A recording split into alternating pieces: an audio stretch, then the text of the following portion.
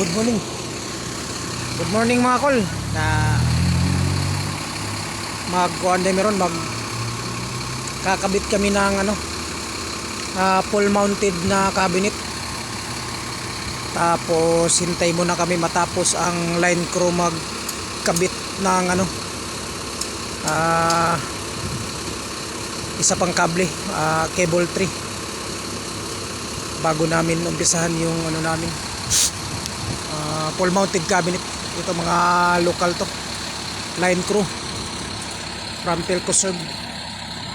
Yan yung huling kable na hinihintay namin para umpisahan namin yung full mounted na cabinet. Yan yung full mounted cabinet namin, yan. Maliit lang siya. Kasing laki lang siya kasing taba lang ng poste. Kaya yung mga maganda dito yung mga lining crew nila kasi naka-manlip lang Yan. Hindi masyadong yung lineman nila. Shout out natin yung nila. Head ng line crew, si Giannis Gumba, lokal. Shout out to Giannis. Nandyan siya, nandun. Siya yung dito, head ng line crew,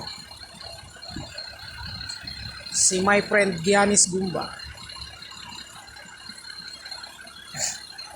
Yan. So bali pala to mga kol, tatlong kable. Bali tatlong 192. Tatlong 192 na fiber. Yan yung ipapasok natin sa i-terminate natin sa tawag nito, full mounted na cabinet. So ito, boom truck nila. Nakahayab yung boom nila Tsaka converted to manlip yung boom.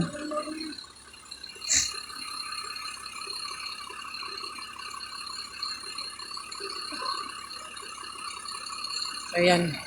Yan yung operator. Yan yung operator, naka-remote. Naka-remote operator yan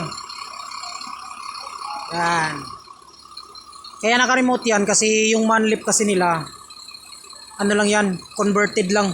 Kasi boom truck lang naman talaga yan Naglagay lang sila ng basket.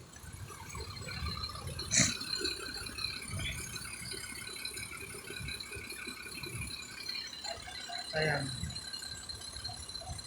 Hintay-hintay lang muna kami ang saglit matapos sila at saka kami magsisimula.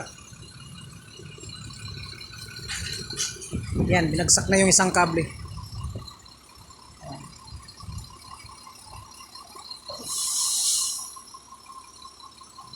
Maganda yung mga lineman nila dito mga kol. Hindi pressure.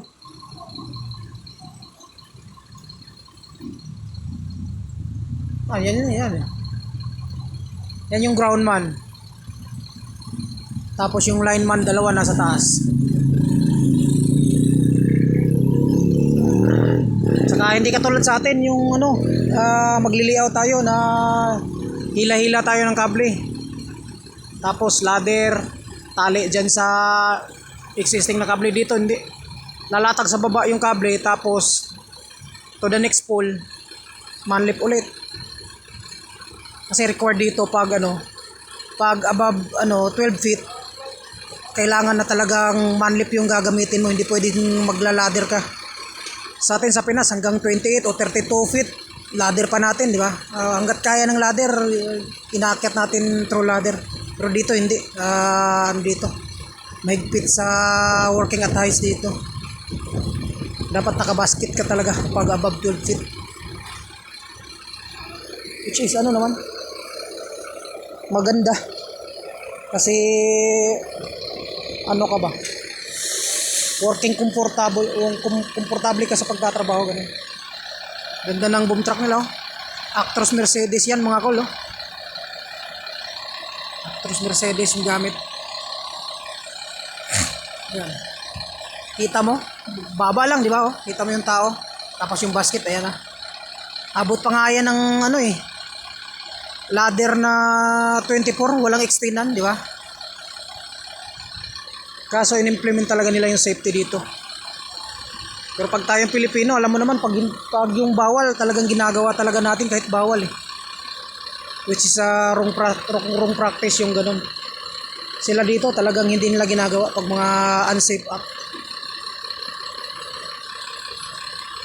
Di bali nang matagalan sa trabaho yung ginagawa nila, at least safe naman. Saka walang ano.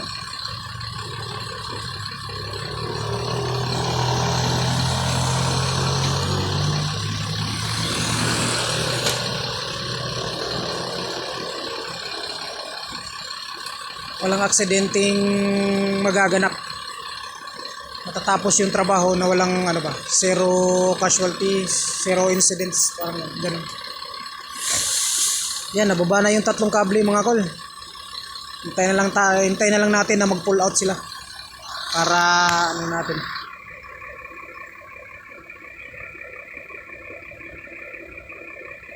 Tayo naman mag gagawa pag nag-pull out na sila.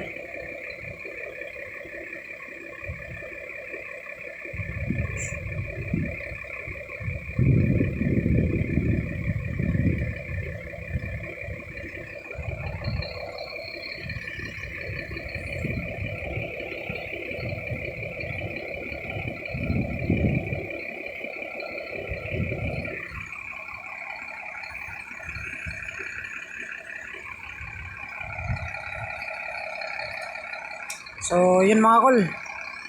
Pause muna natin. Abang-abang para sa ano natin. Pole mounted cabinet construction. Okay mga kol, good luck and thank you for watching everyone.